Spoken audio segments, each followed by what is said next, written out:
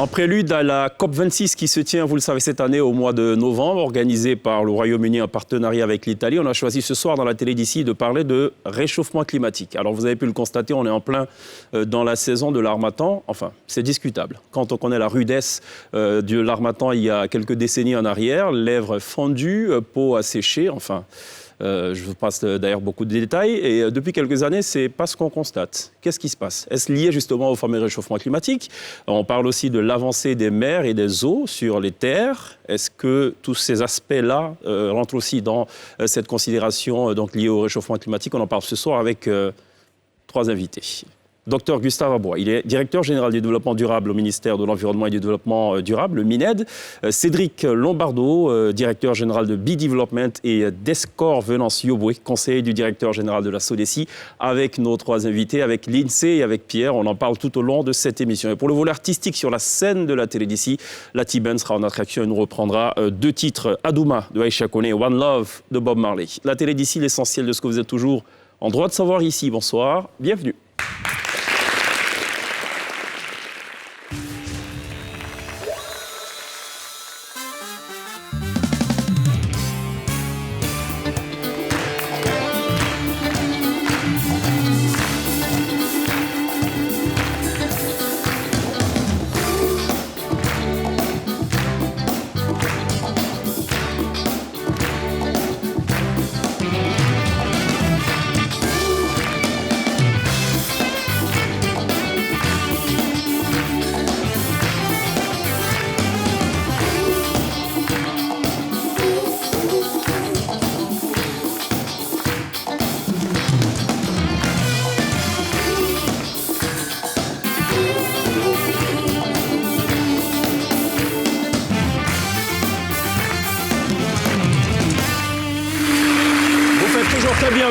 Dans la télé d'ici sur NCI pour Télévivre, des choses qui vous intéressent, des choses qui vous parlent. Ce soir, on va parler d'un concept, le réchauffement climatique. Est-ce juste un concept ou une réalité, en tout cas sous nos cieux? On va en parler dans le détail avec trois invités qui nous font la gentillesse ce soir de répondre à l'invitation de la télé d'ici. Dr Gustave Abois, bonsoir, bienvenue. Bonsoir, Cheikh. Je rappelle encore une fois que vous êtes directeur général du développement durable au ministère de l'Environnement et du Développement durable. C'est bien ça. Est-ce qu'il faut s'inquiéter? Oui, il y a de quoi s'inquiéter, mais ne vous inquiétez pas, après le gouvernement prend les mesures pour lutter contre le changement climatique. Je retiens cette formulation, elle est tellement jolie. Ne vous inquiétez pas, non. Il y a de quoi s'inquiéter, mais ne vous inquiétez pas. Vous nous direz évidemment ce que vous entendez par cette formulation, qui rappelle bien l'oxymore, l'association de deux termes de nature diamétralement opposée. Bon, vous nous en direz certainement un peu plus. Cédric Lombardo, bienvenue. Merci. Vous êtes expert des questions climatiques? Oui. On peut le dire ainsi? On peut dire ça. D'accord. Alors, la COP26, c'est en novembre, plus exactement du 1er au 12 novembre prochain, organisé par le Royaume-Uni, conjointement donc avec l'Italie. Qui participera à ce sommet? C'est tous les pays, on est d'accord? Ce sont tous les pays, y compris les États-Unis, puisqu'on a un beau retour en fanfare. Pourquoi y compris les États-Unis? Parce qu'ils s'étaient mis en marge avec Donald Trump. Voilà, exactement, ils ont bien participé. Ça a été, quand vous avez un État qui est le premier État du monde qui a du mal à bien s'inscrire dans la démarche, c'est un peu difficile d'arriver à encourager les autres à participer à tout ça. D'accord. Voilà. Donc, bon retour, welcome back. Voilà, bon, y compris les États-Unis. C'est très fort, c'est bien de le dire. Je sais qu'en ce moment, il y a aussi un sommet qui se tient, ce jour même. C'est aujourd'hui. En ligne. Absolument. Quels sont les pays qui participent à ce sommet? Alors, c'est comme tous les pays sont mondiaux parce que vous n'avez pas de frontières pour le réchauffement climatique. On n'a pas tous les mêmes impacts. On a des impacts qui sont beaucoup plus forts sur le continent africain et beaucoup moins forts malheureusement sur les pays du Nord. Mais donc il y a deux grands enjeux. Un enjeu, c'est de savoir comment réduire les conséquences du changement climatique. Et le deuxième grand enjeu, c'est de s'adapter aux problèmes que nous avons. Et donc le sommet d'aujourd'hui, qui se tient en ligne en Hollande, Néerlande, c'est un sommet sur l'adaptation au changement climatique. D'accord, l'adaptation, il faut s'adapter. On va parler de tout ceci évidemment tout au long de cette émission. En tout cas, bienvenue. Descor Venance Yoboué, bienvenue. Vous êtes, je le rappelle, conseiller du directeur général de la SODECI. Vous êtes l'auteur de cet ouvrage que j'ai reçu il y a quelques minutes seulement. On va peut-être en savoir un peu plus. Alors, c'est intitulé « L'alarme, la préservation des ressources et l'alimentation durable en eau potable des villes de Côte d'Ivoire ». Ce qui m'a beaucoup intéressé plutôt, et généralement c'est les lecteurs paresseux comme moi qui le font, ils se contentent de lire la postface, mais j'ai été séduit par ce que vous dites. Vous dites « Parler de la préservation des ressources en eau et de l'alimentation durable des villes en eau potable dans un pays qui, malgré une répartition inégale des ressources en eau, ne connaît pas le stress hydrique, semble être une vue de l'esprit pour beaucoup de nos concitoyens. » Et vous rajoutez Une analyse à froid des phénomènes météo-climatiques sur une très longue période montre que le sujet a de l'intérêt et qu'il mérite d'être adressé avec perspicacité si l'on ne veut pas compromettre durablement les conditions de vie avec des tensions récurrentes entre les différentes parties intéressées par la question de l'eau. Question à votre endroit cette fois. Vous êtes inquiet aussi? Il y a de réels motifs d'inquiétude parce que, comme vous l'avez dit, les ressources en eau semblent être abondantes en Côte d'Ivoire. Et pourtant, quand on regarde du nord au sud, il y a une inégale répartition de cette ressource-là. Conséquemment, on a du mal à alimenter certaines populations durablement en eau potable. Donc, il faut prendre des mesures, sinon on va compromettre la vie de ces populations. On va en parler demain dans la télé d'ici avec le ministre en charge justement des questions d'hydraulique. Merci d'être là, messieurs, tous les trois. Ça va, l'INSEE? Très bien, merci. Ça va, Pierre? Très bien, merci. Super, parfait. Inquiet aussi ou pas? Oui. Il faut préserver la planète, il faut préserver notre beau pays, donc oui. Ouais. Inquiète. Inquiet, mais non. Alors, je vais prendre le côté téléspectateur, citoyen lambda, qui ne voit pas tout de suite l'impact, mais qui, du coup, va s'intéresser à ce que des experts vont dire sur la question pour me positionner. Ah bon, d'accord. Donc Pierre va se positionner après l'émission. Il nous a dit tout ça pour nous dire « je ne sais pas trop, on verra ». En fait, Pierre, c'est un peu comme au football. Il y a des pronostics. Il y en a qui sont spécialistes des pronostics d'après-match. Voilà, exactement. Voilà. Coup de sifflet final, il dit « ouais, je pense que 2-0, c'est idéal ». Docteur Gustave Wabois, pourquoi vous êtes inquiet? Ou du moins, pourquoi il faut s'inquiéter? Après, on dira pourquoi il ne faut pas s'inquiéter. Non, mais il faut s'inquiéter parce que le phénomène est mondial. Ça n'épargne aucun pays dans le monde. Et malheureusement, notre pays vit sous les stress du changement climatique. Mais comme je l'ai dit, il ne faut pas s'inquiéter parce que le gouvernement en a pleine conscience et le gouvernement fait des efforts pour adapter la population ivoirienne pour que nous ayons une économie résiliente, un pays résilient face au changement climatique. Quels sont les effets visibles de ce réchauffement climatique? Parce que c'est bien beau de dire oui, nous en subissons les conséquences, mais de façon concrète et en français facile. De façon concrète, en français facile. Vous voyez, aujourd'hui, quand nous prenons le domaine de l'agriculture, aujourd'hui, nos parents, en tout cas, sont déboussolés parce que les saisons agricoles ne sont pas du tout respectées. Les 4 saisons pluvieuses, enfin les saisons pluvieuses que nous avons apprises à l'école primaire, aujourd'hui, en passant par le lycée, ne sont pas du tout respectées. Et tout à l'heure, vous parlez de la Martin, où on devait avoir les lèvres fendues, on devait avoir peur de sortir. C'est un douloureux souvenir. Mais aujourd'hui, on est en pleine période à Martin, mais c'est comme si on était en été. D'accord. Donc, en tout cas, les manifestations sont visibles. On a également les déluges, les inondations que nous avons vécues ici et aussi une grande période de saison sèche. Donc aujourd'hui, le calendrier agricole est en tout cas... Totalement chamboulé. Chamboulé. Et c'est en cela qu'il faut appeler en tout cas nos parents à s'adapter et les solutions d'adaptation existent. Alors, Cédric Lombardo, vous voulez peut-être ajouter quelque chose à ces conséquences visibles? Oui, je dirais, inquiet certainement, mais je dirais surtout qu'il est trop tard pour être pessimiste. Ça veut dire que c'était assez intéressant d'entendre Pierre qui disait on a besoin de comprendre quelles sont les conséquences du changement climatique. Donc quand vous allez en milieu rural, on va vous dire que le climat est mélangé. Il n'y a personne de mieux qu'un planteur qui peut vous expliquer aujourd'hui quelles sont concrètement les conséquences du climat. Je pense que nous, on les vit en Côte d'Ivoire depuis la grande sécheresse de 1984, qui a déjà pas mal changé les choses. Ça, c'est un premier point. Et puis un deuxième point, c'est que si le monde urbain, les villes ont été protégées, depuis pratiquement, on va dire, 2008, on n'arrête pas, année après année, de voir les inondations, de compter les morts, de compter les destructions de biens, d'immeubles, de routes, etc. Donc je pense que maintenant, on a... ce qui était prévisible ou annoncé depuis 1972 et aujourd'hui concrètement concret, on l'a sous les yeux. Et la question, c'est plus vraiment de savoir si on doit ou pas s'inquiéter, c'est d'être au contraire optimiste et de dire quand est-ce qu'on met en place des solutions qui sont largement disponibles.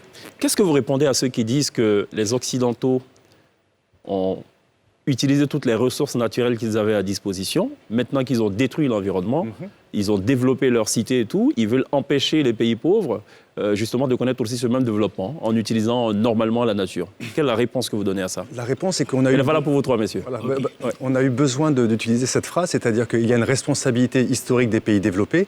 Donc on a eu besoin d'utiliser cette phrase, de la marqueter justement pour qu'ils en prennent conscience, parce qu'il fallait vraiment que quelque chose se passe. Mais il ne faut pas oublier non plus que la question aujourd'hui, c'est de s'adapter. Et la difficulté, c'est que nous avons des pratiques en Côte d'Ivoire, en Afrique, qui vont augmenter notre fragilité. Donc le problème, c'est pas... typiquement, lorsque vous avez une agriculture qui se fait essentiellement sur du brûlis, lorsque vous avez des pratiques de déforestation qui font que la Côte d'Ivoire est le champion du monde de la déforestation, on a le taux de déforestation le plus élevé du continent. C'est une très bonne nouvelle. En 1992, vous pouvez redonner cette info?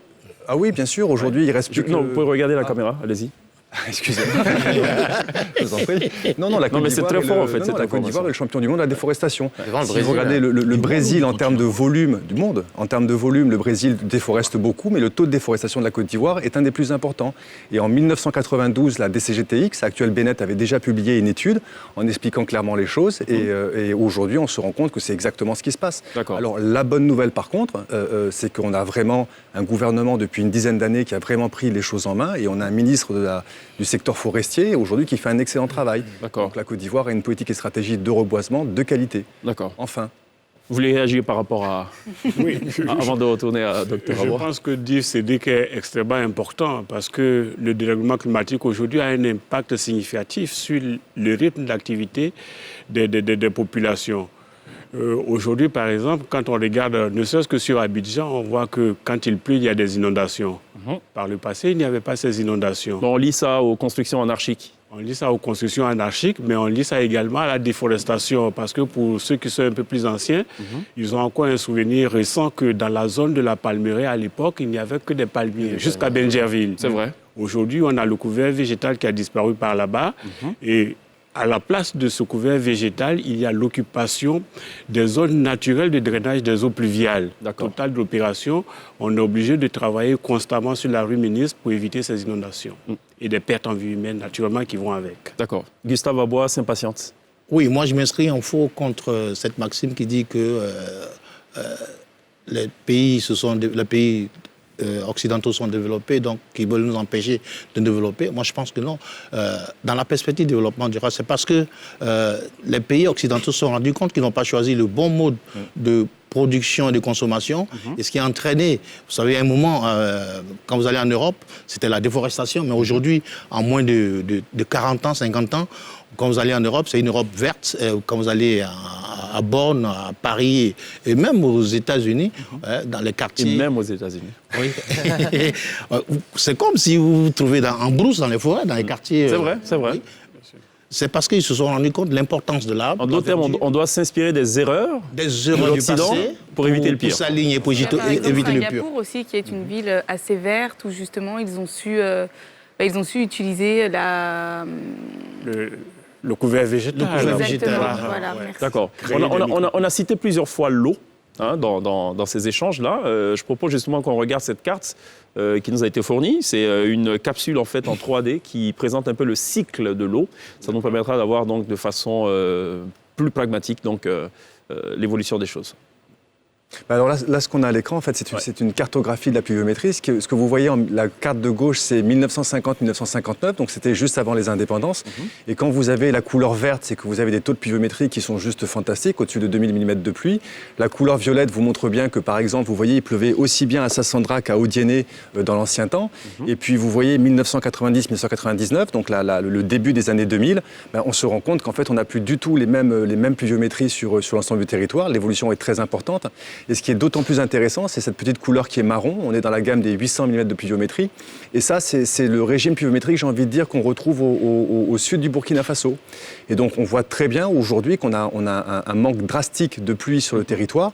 Alors, les choses vont un petit peu mieux aujourd'hui en termes de quantité. La ressource s'est améliorée.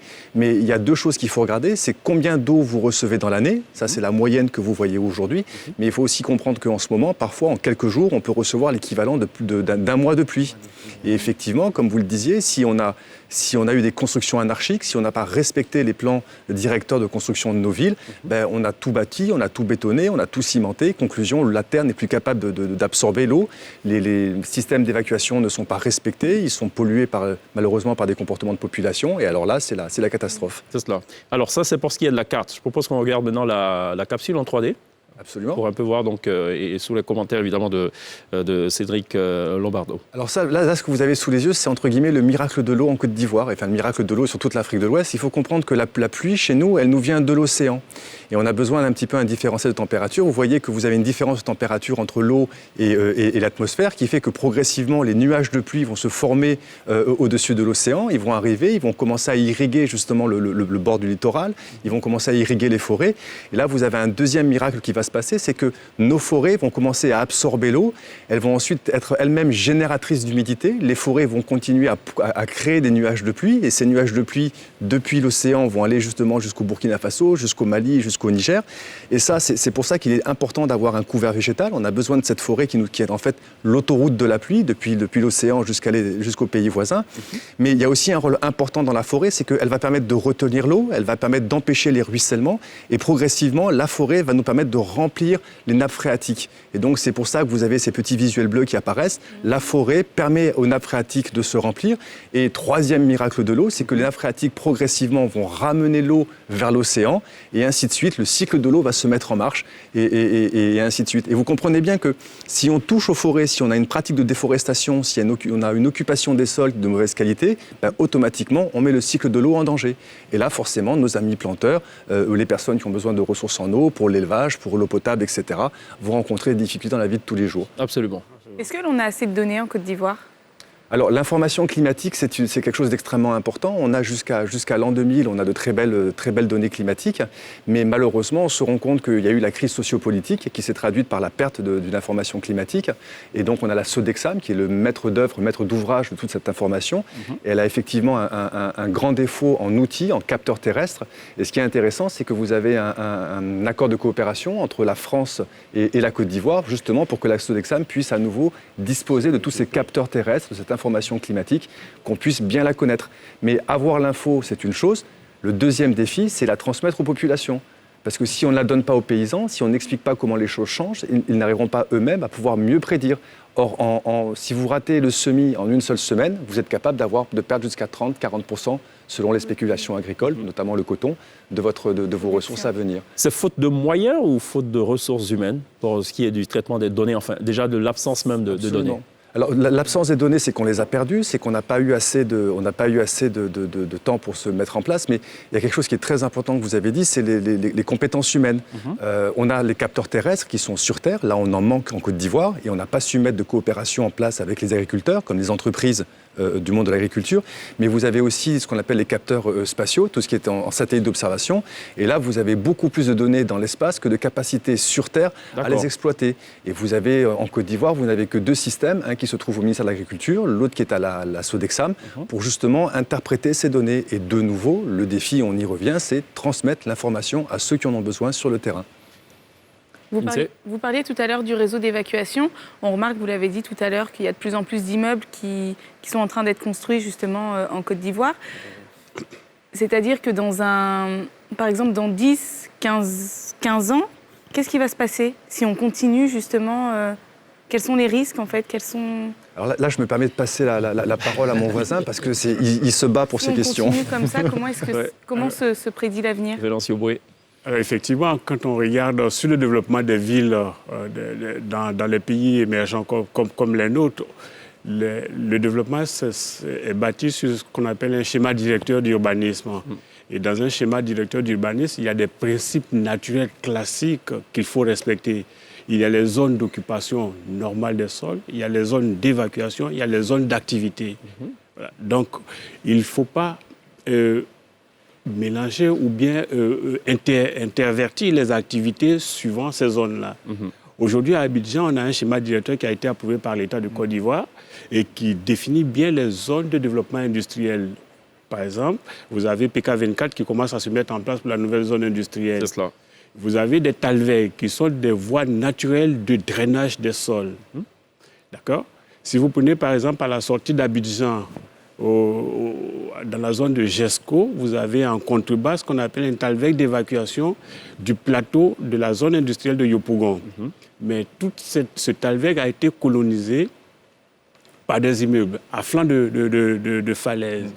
Et donc, quand il pleut énormément, étant donné qu'on a imperméabilisé les sols, toute cette eau qui s'évacue vient attaquer les fondations des immeubles qui ont été construits dans les talwegs. Donc, vous avez des écroulements. Vous avez également la conséquence immédiate, c'est que les fourrages que l'État a réalisés pour alimenter les quartiers comme Yopougon en eau potable, ces fourrages sont inondés.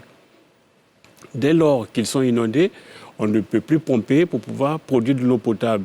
Total de l'opération, quand il y a une série d'inondations comme ça, c'est des quartiers entiers comme Yopougon qui manquent de l'eau parce que les fourrages n'arrivent pas à produire. D'accord. Donc, ce qu'il faudrait faire, c'est vraiment de respecter les schémas directeurs d'urbanisme.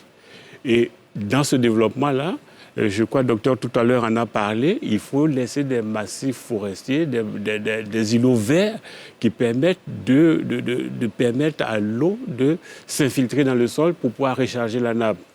C'est faute de ne pas avoir observé ces règles, ces principes de base. Qu'aujourd'hui, on arrive à saturer complètement la production sur Abidjan au point où on est obligé de se déporter à Beaunois pour aller capter de l'eau et transférer cette eau sur Abidjan pour alimenter les populations d'Abidjan. C'est cela. Il faut savoir que Beaunois, c'est à 51 km d'Abidjan. Et on est pratiquement à la même côte, au même niveau altimétrique. Donc quand vous produisez de l'eau à Beaunois et que vous devez pomper cette eau pour arriver à Abidjan, vous payez en électricité, vous payez en produits de traitement. Parce que ça ne descend pas. C'est au même niveau. Donc exactement. Donc vous augmentez mécaniquement le prix de l'eau, le coût de production tout au moins. En d'autres termes, ce que je retiens vraiment de ce que vous dites, et c'est très intéressant, c'est que quand on ne respecte pas le schéma directeur, ça engendre donc déjà ces conséquences-là sur l'environnement. Ça fait dépenser aussi beaucoup d'argent à l'État de Côte d'Ivoire. Bon, je propose qu'on marque une pause, messieurs. On va continuer de parler d'eau, de forêt. On va à la pub et on revient dans quelques instants.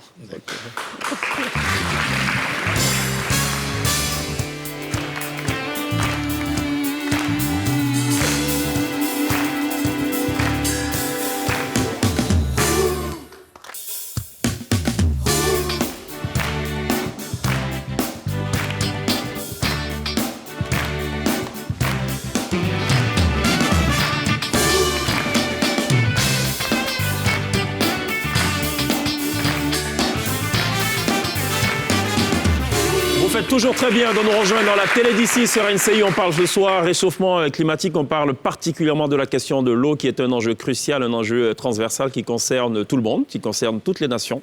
Et cette émission se tient évidemment donc en prélude à la COP21 qui se tiendra pas simplement, elle se jouera aussi au mois de novembre au Royaume-Uni, conjointement organisé par le Royaume-Uni et l'Italie. On marque une pause pour parler de ce qui constitue ici l'actu majeure. Deux informations. On va parler de Covid. Je ne sais pas si ça a un lien avec le développement durable ou pas. Si, quelque part, quand même. Oui, d'accord. On parlait de la vaccination. La vaccination qui démarre donc en Côte d'Ivoire en mars 2021. Information révélée par le ministre de la Santé et de l'Hygiène publique, Eugène Akaoulé, qui était notre invité il y a une dizaine de jours. La Côte d'Ivoire a passé la commande de 200 000 doses de vaccins. Un plan de vaccination et de déploiement des vaccins Covid-19 a été donc élaboré. Et les premières livraisons du vaccin Pfizer sont reportées à la mi-février compte tenu des retards dans la mise à disposition de ces vaccins.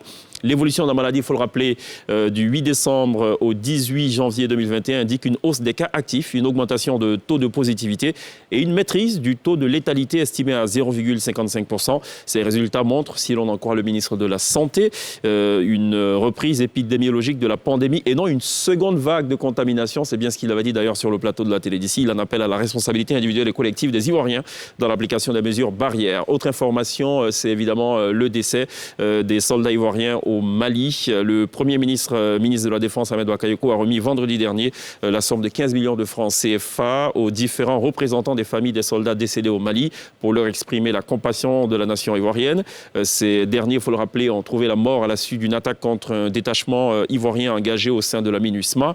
Ahmed Bakayoko a annoncé la prise en charge par le gouvernement de tous les frais liés aux obsèques de ces braves soldats tombés au champ d'honneur, soulignant que leur sacrifice ne sera pas vain.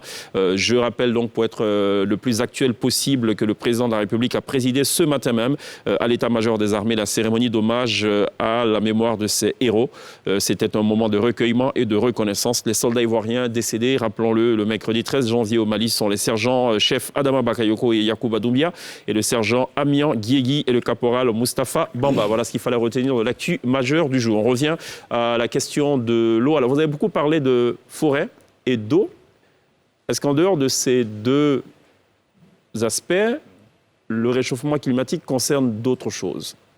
Est-ce qu'il n'y a que l'eau et la forêt? Bon. Question du profane. Je ne dirais pas qu'il n'y a pas que l'eau et la forêt. Il y a aussi la sécheresse. Il y a également les pollutions de gaz à effet de serre que nous voyons, qui impactent aussi sur notre santé.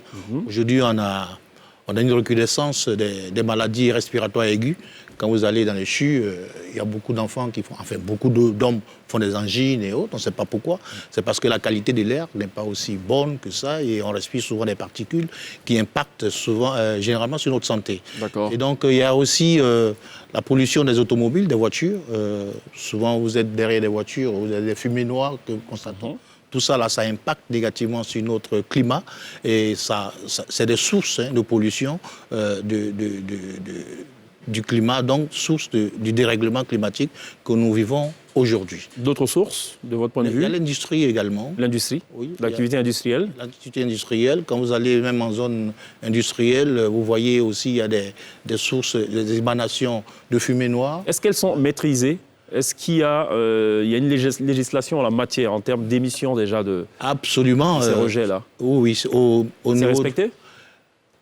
Pas respecté, mais le ministère de l'Environnement, qui est le gardien de l'environnement, avec sa structure qui est le SIAPOL, essaie de ramener... Le Centre ivoirien anti-pollution. Essaie de ramener les Ivoiriens à respecter les normes d'émission. Oui, mais est-ce qu'ils respectent? Parce que là, ils essaient.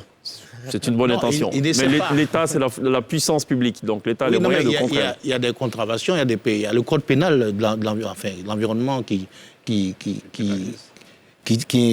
amène les gens à respecter, en tout cas, les normes d'émissions admises par l'OMS et puis la Côte d'Ivoire. Cédric Lombardo voulait réagir par rapport à cela? Non, je suis absolument d'accord. Vous avez la loi de 96 qui est le code de l'environnement. Vous avez après ce qu'on appelle les installations classées pour la protection de l'environnement, qui fait que l'État demande pour toute industrie d'avoir des émissions de gaz polluants qui soient contrôlées, mais pareil pour les eaux usées, pour le bruit, pour les vibrations. Donc la Côte d'Ivoire, sur papier, c'est une œuvre d'art.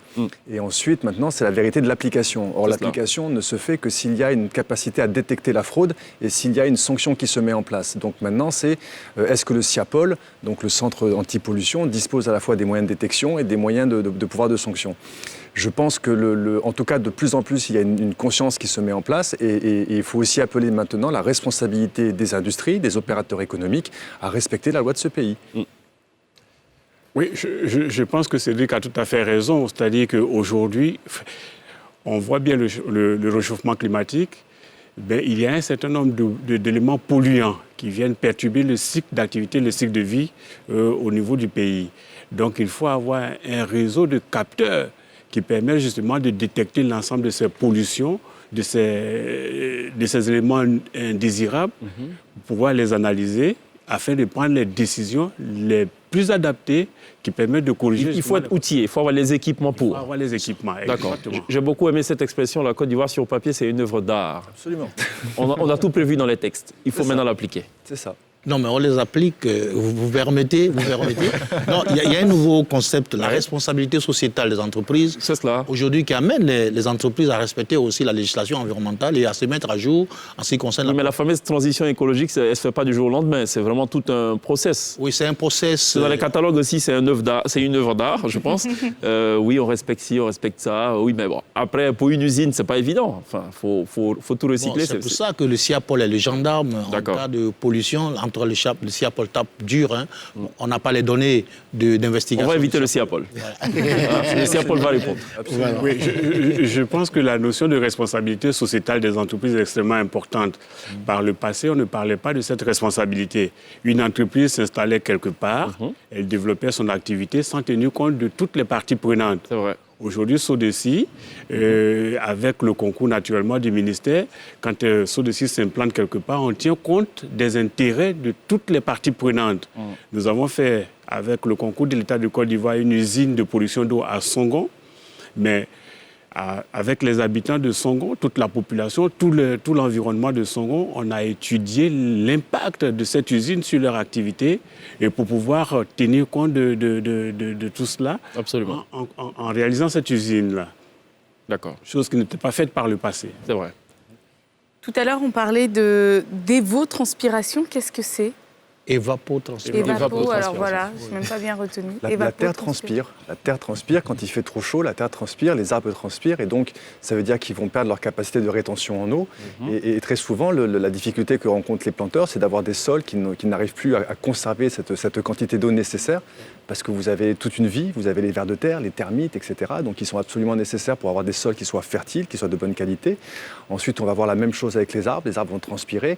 Et là, le problème qu'on a, c'est que aussi bien les arbres que les plantes vont avoir, à cause de la chaleur, une difficulté à s'adapter.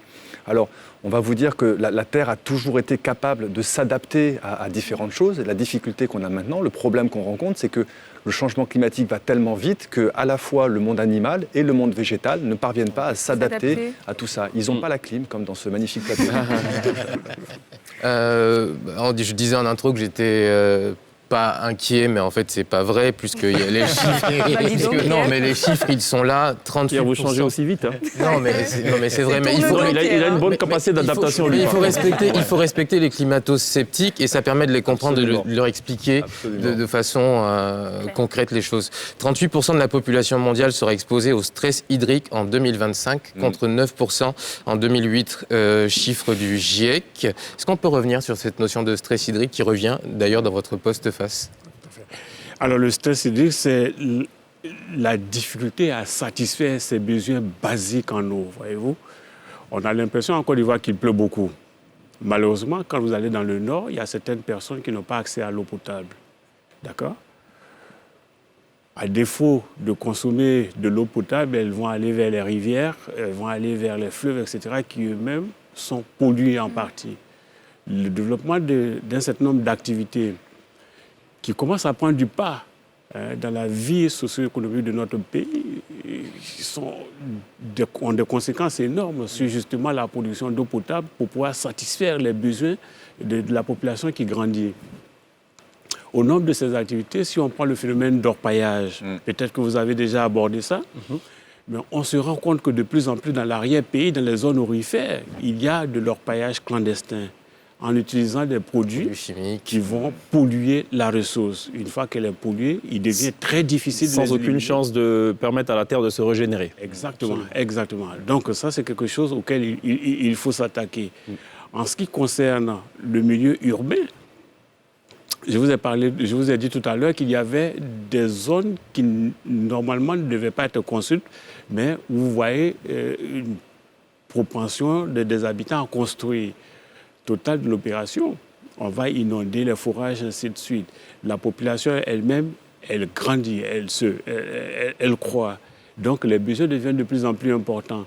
Mais si la ressource qu'on utilise pour pouvoir étancher la soif de ces populations, si la ressource est polluée ou bien insuffisante, alors on arrive à ce stress hydrique-là. Voyez-vous? Je vous ai dit tout à l'heure qu'on part aujourd'hui sur Beaunois pour ramener de l'eau à Abidjan. Parce que la nappe d'Abidjan, on a du mal à la recharger. Tout simplement parce que le couvert végétal à Abidjan a disparu. La zone où il pleut sur Abidjan, c'est l'équivalent d'à peu près 1300 hectares. Mais sur ces 1300 hectares, on a beaucoup d'immeubles qui ont été construits. Donc, on n'a plus de forêt. Il faut les casser. Il ne faut pas les casser, mais il faut respecter les règles minimales d'occupation des sols. Pourquoi à New York, où le terrain coûte très cher, on laisse des parcs entiers comme Central Park? Pourquoi à Londres, où le terrain coûte extrêmement cher, on laisse St. James Park? Pourquoi à Genève, on laisse également des parcs? Ça. Vous revenez à la même conclusion, il faut casser. Parce que c'est vital pour tout le monde. C'est vital pour tout le monde. Ça perturbe quand on détruit les massifs forestiers. Vous pensez qu'on devrait demander pardon à la nature? Non, pour tout le tort qu'on lui fait? Il faut respecter les principes naturels, c'est-à-dire laisser la forêt, laisser les massifs forestiers se reconstituer et puis bâtir à côté en respectant un minimum de règles d'urbanisme. Cédric Lombardo, il faut demander pardon? Oh, elle se venge par elle-même avec le Covid-19, avec les inondations, avec tout ça. Je veux dire, il y a un mécanisme de régulation qui se met en place. Si on est prédateur de notre environnement essaiera de nous remettre à notre place. D'accord. Gustave Abois, on demande pardon ou pas? Il faut établir un équilibre entre la nature et puis la société. C'est vrai que la nature a été toujours au service de l'homme, au service de la société, mais il ne faut pas dépasser la capacité de la nature à se rééquilibrer elle-même. Sinon, elle se venge. Sinon, elle se venge. D'accord. Par contre, en politique, il y a la possibilité de demander pardon. Quand on a fait des sorties de route, vous allez comprendre. Jingle. Alors Pierre, vous nous parlez du week-end du pardon. J'ai adoré cette transition. Je l'ai vu venir, j'étais là, super. Oui, le week-end du pardon. Je ne sais pas ce que vous avez fait ce week-end, mais pour ma part... Je ne veux pas demander pardon. Moi j'ai fait quelques courses, des meubles pour aménager chez moi, mais... Moi aussi quelques courses. Et ben voilà. Je pose la question. Mais pour d'autres, c'était le week-end du pardon. Un week-end enveloppé dans une aura de spiritualité et de bon sens. Oui, parfois en politique, on fait des choix, on fait des erreurs. Ça dépend de là où on se situe et de l'issue de la situation. Parfois, les choses tournent mal et on ressent le besoin de revenir à la maison. Oui, quand on se fâche, soit on reste fâché, soit on demande pardon, mais souvent tout ne se passe pas comme prévu. Peut-être inspiré par le single Sorry de la chanteuse José, deux de vos fidèles... Redemption Song de Bob Marley, voilà. Relative Denver le pendant, ce sera One Love. Il y a tout un standard musical pour ça. Ouais. Deux de vos fidèles serviteurs, j'ai nommé Kakabé, Kouadio Conan-Bertin, ministre de la Réconciliation nationale, et Marcela Montano, #TradeUnion, ont demandé pardon à papa. Kakabé a demandé pardon à HKB vendredi 22 janvier au cours d'une rencontre organisée à la demande du président sénégalais Macky Sall. Et sur son compte officiel, Henri Konan Bédié a fait cette déclaration à l'issue de la rencontre. À sa demande de pardon à mon égard, j'ai indiqué que je ne ressentais aucune offense, mais plutôt une divergence de choix politique. J'ai fait pour ma part le choix du non au 3e mandat présidentiel anticonstitutionnel et j'y suis engagé avec la majorité des Ivoiriens. Je souhaite donc que chacun suive son chemin dans la paix et la tranquillité. D'accord. En passant le « i » de ivoirien, c'est censé être en majuscule. Hein. On regarde.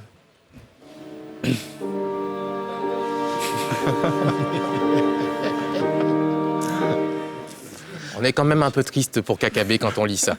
Alors, mais le dossier brûlant du week-end, c'était bien sûr le message posté sur le compte Facebook de Marcela Montano aux alentours de minuit. La nuit porte conseil, dit-on. Qu'est-ce qu'il nous dit, Marcela Montano ? Eh bien, il fait un espèce de bilan de son année 2020. Il nous reparle de sa vision pour la Côte d'Ivoire qui l'a conduit à se présenter à l'élection présidentielle de 2020 et surtout de claquer la porte du gouvernement et avec quel style et à se ranger du côté de l'opposition où il avait tenu des propos très durs à l'encontre du chef de l'État, notamment lors du meeting de l'opposition le 10 octobre 2020. Petit rappel. Nous sommes venus ici pour dire un seul mot, pour dire non. Pour dire non à Alassane Ouattara. Pour lui dire que son 3e mandat est anticonstitutionnel. Aucun Ivoirien ne fera à ses frères ivoiriens ce que Alassane Ouattara nous fait.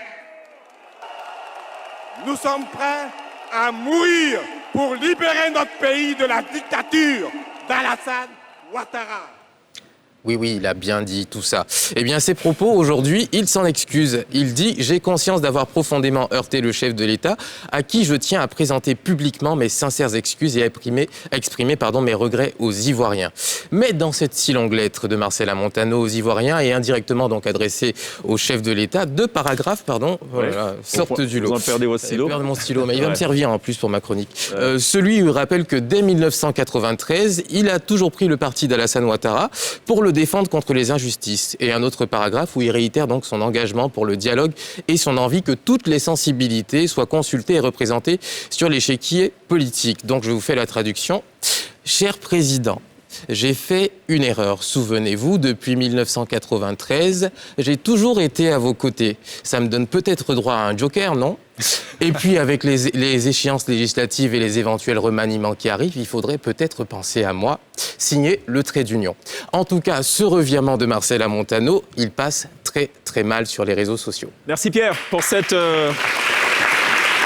La loupe du pardon, on devrait dire. C'est ça. Très bien. Je propose qu'on regarde, juste avant la petite pause, on va regarder cet élément qui a été produit par Nader Fakri, qui, vous le savez, donc, sillonne un peu la Côte d'Ivoire et fait découvrir la Côte d'Ivoire à la jeune génération, à toutes les merveilles de la Côte d'Ivoire. Ça traite justement des conséquences, hélas, de tout ceci dans les zones urbaines. Il a pris notamment le cas du quartier d'Abobo, ou du moins la commune d'Abobo, la commune la plus peuplée. On regarde. alerte. Zone urbaine à Abidjan sur la variation de la pluviométrie qui a fortement augmenté ces dernières années, causant d'énormes dégâts matériels et humains. Nous, à Bobo, quand il pleut, on est obligé de laisser nos maisons, nos affaires, parce que tout est inondé. Il y a de plus en plus de pluie et il y a des pluies même à des périodes où il n'y en avait pas à l'époque, ce qui fait que la quantité d'eau qui chemine est plus importante. L'autre raison, pour moi, est avant tout une question d'urbanisme. Comment est-ce que nos villes sont urbanisées ? Par exemple, les endroits où, à l'époque, l'eau cheminait et pouvait s'infiltrer parce que tout simplement on avait un couvert végétal. Aujourd'hui, ce sont des zones qui sont bâties. Depuis Abobo, nous avons des bassins versants naturels qui arrivent dans la lagune Ébrié. Donc, si cette eau chemine depuis Abobo jusqu'à la lagune, vous imaginez les quantités d'eau qui arrivent sur la ville d'Abidjan. Pendant que le sud est inondé, le nord est asséché comme Boaké qui a connu une forte pénurie d'eau potable en 2018. Je me trouve au nord de la Côte d'Ivoire, à quelques kilomètres de la ville de Boaké. Ce lac qui est derrière moi, c'est le lac de la Loca qui alimente à près de 70% la ville de Boaké en eau. Et forcément, lorsqu'il y a moins de pluie, le lac tarit et crée d'énormes dégâts sur l'approvisionnement en eau de la ville de Boaké. En conclusion, la Côte d'Ivoire est totalement tributaire des conditions climatiques. Si rien n'est fait, c'est des milliers de personnes qui risquent d'être déplacées et de se retrouver dans la pauvreté. Le coût des effets du changement climatique pour l'État et les générations futures sera énorme. Voilà, un élément de Nader Fakri qui vient donc corroborer tous vos propos. Messieurs, on marque une pause, l'avant-dernière pause de cette émission consacrée au réchauffement climatique. On se retrouve dans quelques instants.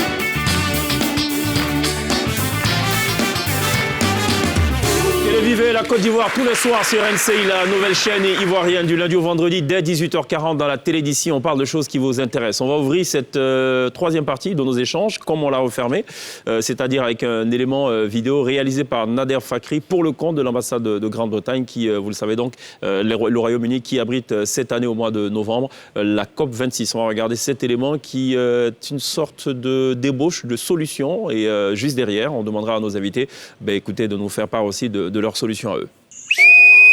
Le changement climatique, on en viendra tous à bout. Le gouvernement et les citoyens ivoiriens sont de plus en plus touchés et sensibilisés face aux défis du changement climatique. On voit de plus en plus apparaître des solutions dans le domaine du changement climatique. Laissez-moi vous dire qu'il y a d'énormes opportunités à se faire, donc de l'argent à gagner. Je vous présente quelques solutions maintenant. Croyez-le ou pas, je suis assis sur de l'argent. Je me trouve dans la région de la Nawa, à Soubré, où une Ivoirienne, Madame Asquier, a décidé de valoriser les déchets agricoles. Et pas n'importe lesquels, la cabosse de cacao.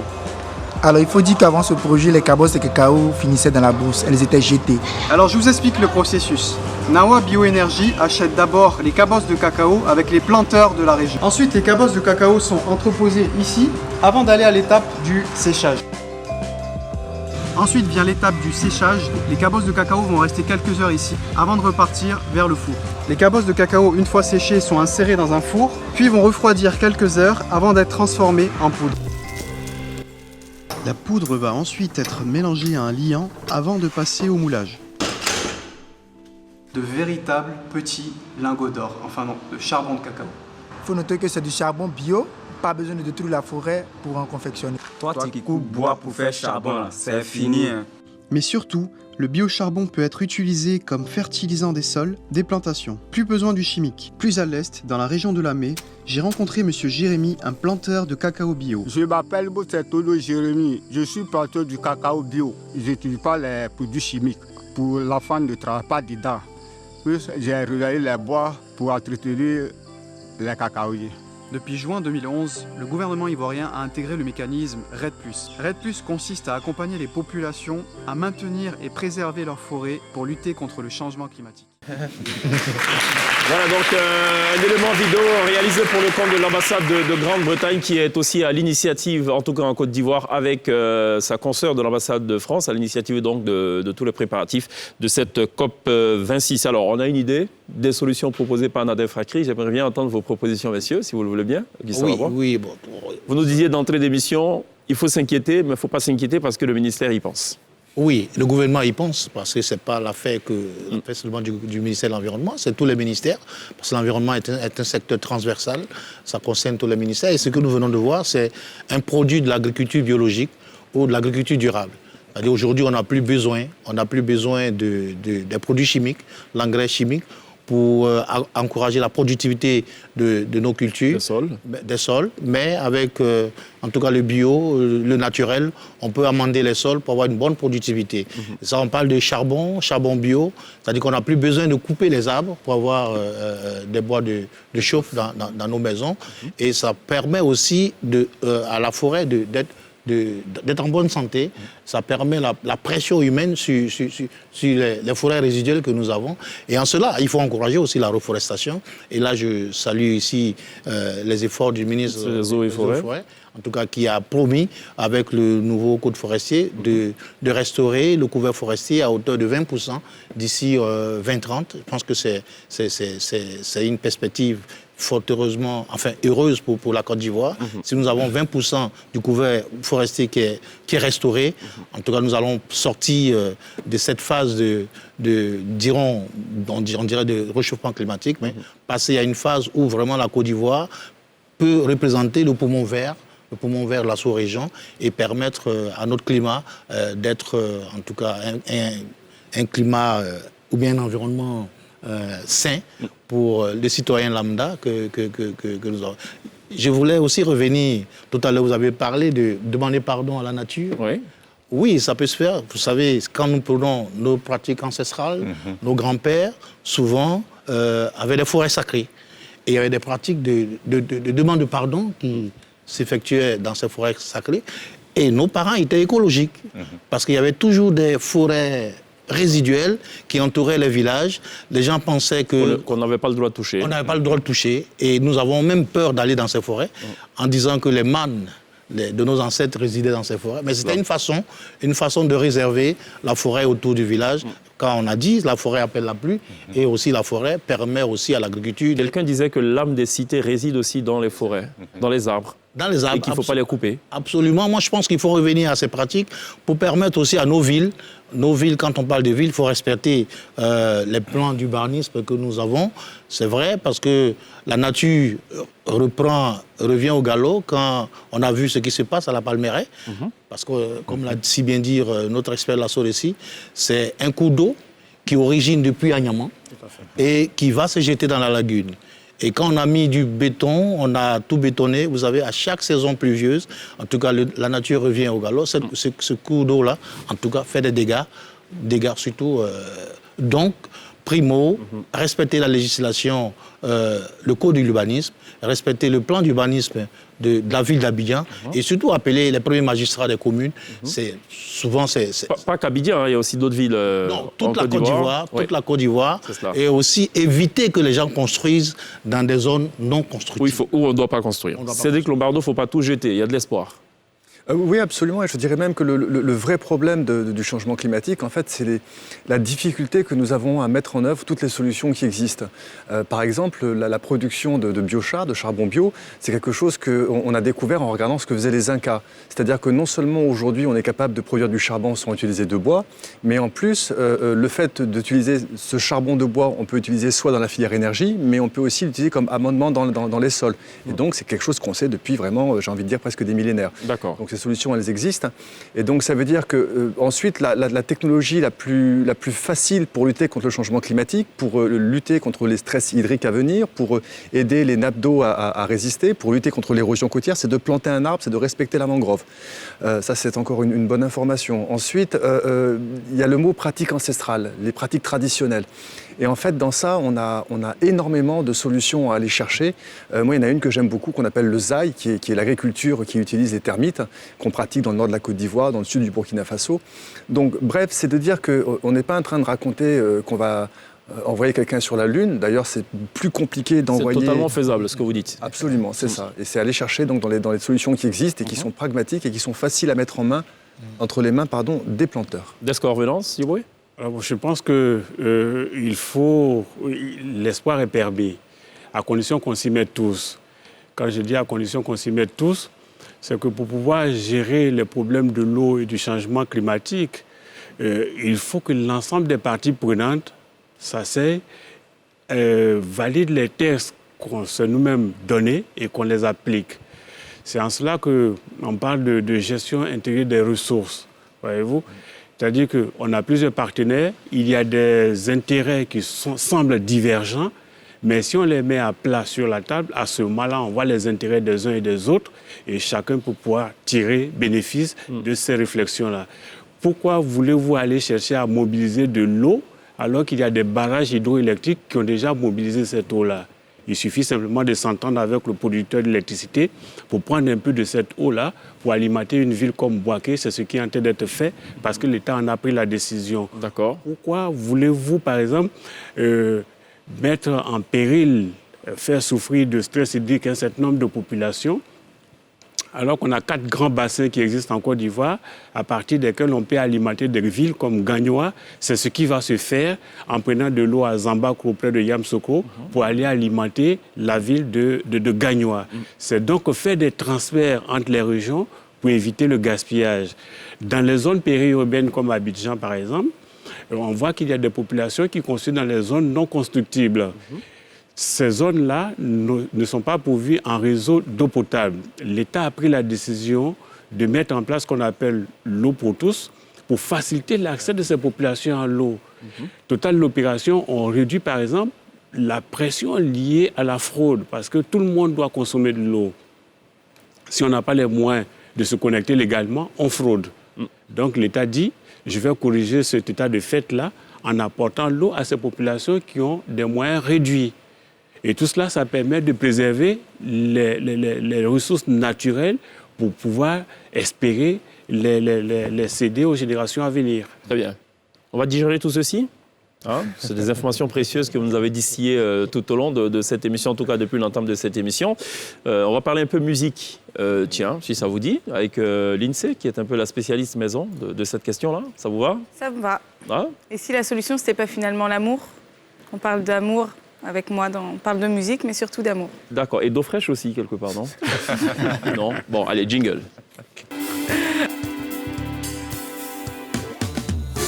Donc aujourd'hui, je vous parle des derniers morceaux qui sont sortis et en ce moment, on parle beaucoup d'amour. Les clips sont placés sous le signe du love et on démarre avec le tout dernier clip de José, ça s'intitule Ma moitié. À la réalisation, on va retrouver Roland Gogo. La vidéo a été tournée à Grand Laou et en tant qu'acteur, on va retrouver Jean-Jules Porquet dans le rôle du coup, de la moitié de José. On regarde. J'ai trouvé ma moitié.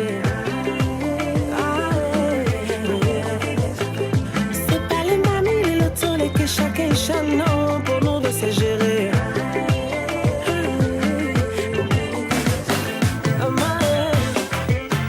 Le gars me tuer, sa façon de poser les yeux sur moi me donne envie de... On file maintenant au Cameroun avec Foul. On l'a découvert dans The Voice Afrique. Il est même arrivé en finale et il vient de sortir un morceau qui parle donc de love, qui parle d'amour et surtout de toutes ces problématiques. Foul, le titre s'appelle Ne me mens pas. On regarde cette magnifique balade.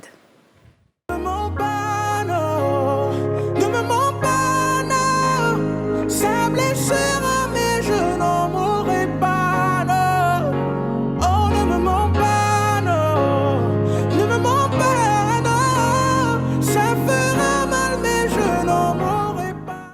Et on reste avec les talents camerounais, avec Taïk cette fois-ci, extrait de son dernier album Fleurs froides. Alors j'ai pas trop envie de spoiler, Taïk nous surprend pas mal dans ce clip. Il a le rôle du petit ami, il ne comprend pas pourquoi la communication est coupée. Le clip s'appelle Parle-moi. Donc 3 nouveautés, 3 morceaux parfaits, voilà, qui parlent d'amour pour démarrer la semaine. Et pour démarrer votre petite chronique, Pierre, c'est quelque peu désaltéré. Je ne sais pas si c'est pour faire le lien avec l'eau fraîche ou pas. Ça doit être ça. D'accord. Merci l'INSEE pour cette update.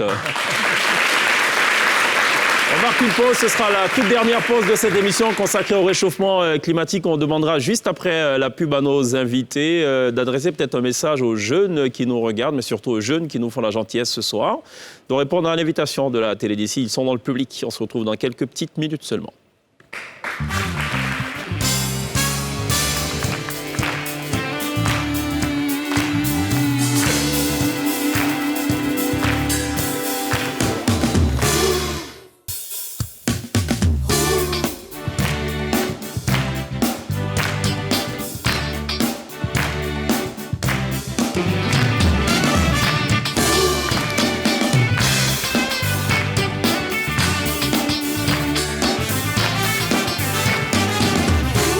C'est le tout dernier virage de cette télé d'ici consacré à la question du réchauffement climatique en prélude à la COP26 qui se tiendra, il faut le rappeler, du 1er au 12 novembre prochain, organisé conjointement par le Royaume-Uni et l'Italie et en Côte d'Ivoire. La Grande-Bretagne, en partenariat avec l'ambassade de France, donc prennent le lead sur cette question-là. On est toujours avec nos invités. Alors pour le dernier tour de table, est-ce que la jeunesse a quelque part un petit rôle à jouer quand même de votre point de vue? 1 minute. Ah oui, absolument. Parce que l'avenir appartient à la jeunesse. Et je pense qu'il faut refuser la résignation. C'est-à-dire, il ne faut pas dire « je n'y peux rien, la situation est comme… » Mais il faut emboîter le pas à notre cher président, le président de la République, qui est vraiment non seulement… qui a à bord les habits du développement durable. Et dès qu'il a pris fonction, vous avez vu, depuis 2011, nous avons une planification. Et la planification est à l'origine de tout développement durable. Il faut refuser de faire les actions spontanées.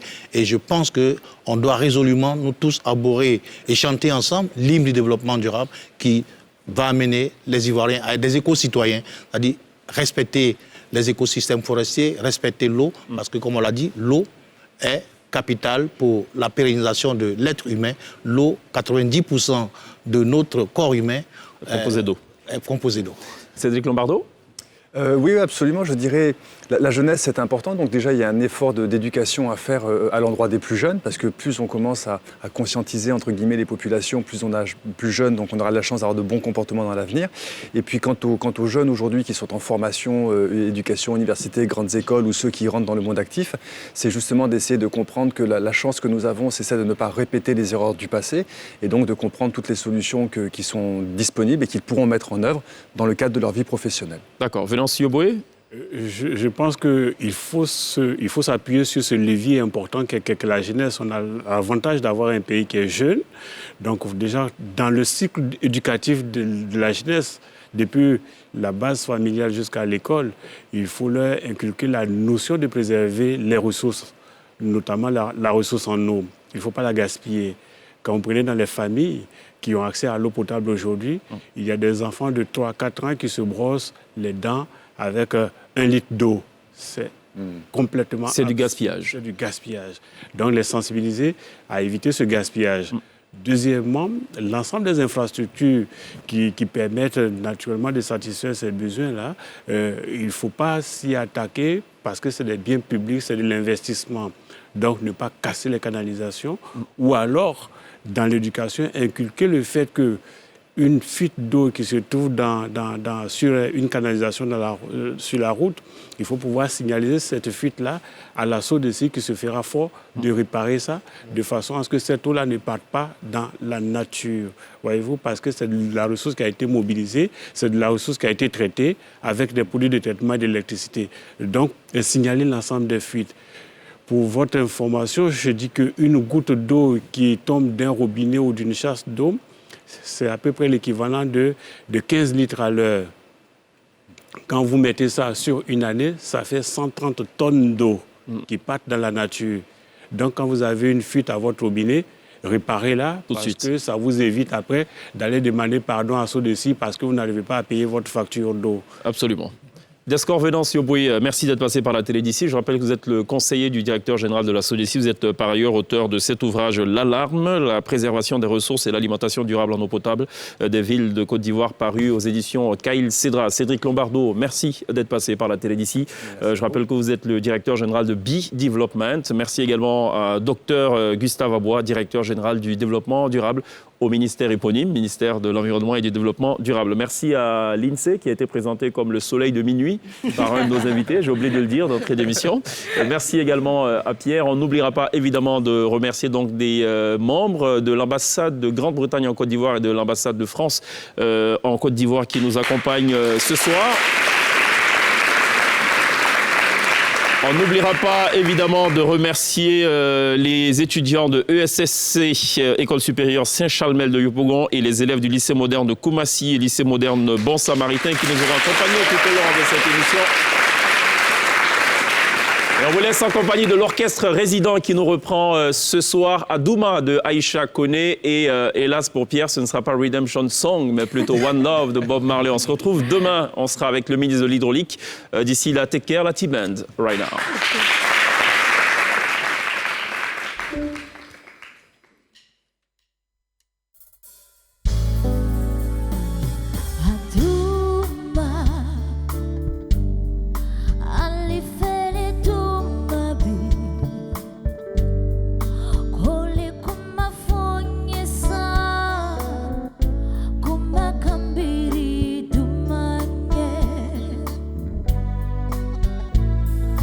For